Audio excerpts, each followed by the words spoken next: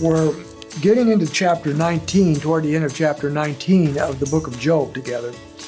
And as we do so, we're coming to a very interesting switch, a change here that from what's going on before.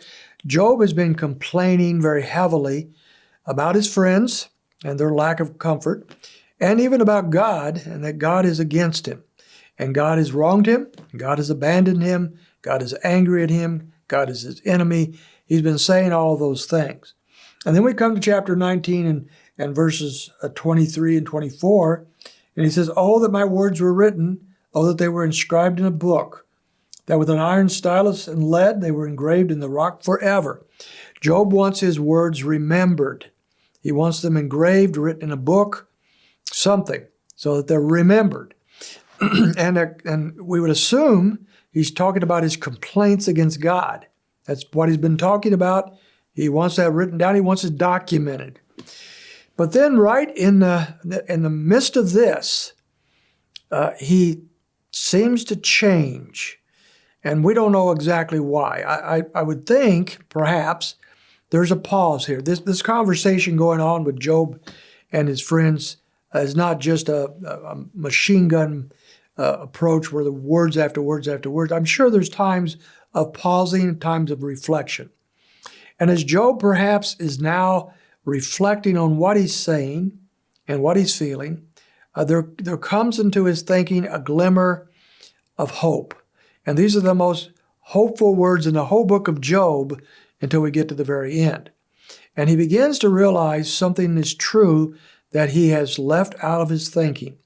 And that is that his Lord is in fact not his enemy, but his Redeemer. So we pick up these wonderful words in verse 25. He says, "For I know, as for me, I know that my Redeemer lives, and at the last he will take his stand on the earth, even after my skin is destroyed. Yet from my flesh I shall see God, whom I myself shall behold, and whom my eyes shall see, and not another." As he talks about these things, he's now saying, look, I am struggling. I'm hurting. I'm going through the ringer of life. Everything I have hoped in and loved is gone. But as I reflect on that a little more carefully, I realize not everything is gone, and not everything is as dark as I've been proclaiming it to be. As a matter of fact, I have a Redeemer. A Redeemer is one who saves us, who delivers us from peril of one kind or the other. Is Job speaking spiritually as we think of the Redeemer of the New Testament, Jesus Christ being our Redeemer from sin? Or is he speaking of a physical thing? The Lord is going to ultimately rescue him from his physical dilemma. It's a little hard to say here. Perhaps it's both. But in the context of what he says in verse 25, he believes that there is going to come a time, he says, that at the last he will take his stand on the earth. This life and all he's going through is not the end. Something more is coming. Something is yet to happen. And he points to that here. Even after his skin is destroyed, he says. In other words, after he's died and after his body has gone back to the dust, nevertheless, he says, I will behold him myself, whom my eyes will see and not another. I will see him.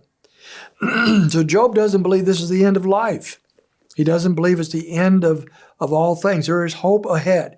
Even if he continues in the life he's living now as a miserable life, a painful life, even if that's true, he knows that that will not last forever.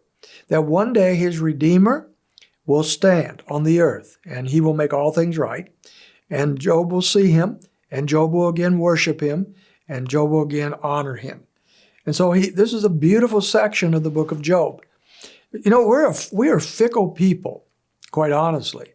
We can be down in the dumps, and then something comes along that just changes it, and we can be up. But unfortunately, we don't stay on the mountaintop either. We're down in the valley again someday soon. We're up and down.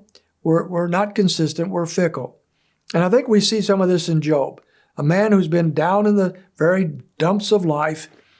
is coming up to the mountain peaks for a while to see the glory of the Lord himself and the Lord's plan for him. And yet we're going to, as we'll see as we go forward, he's not done yet.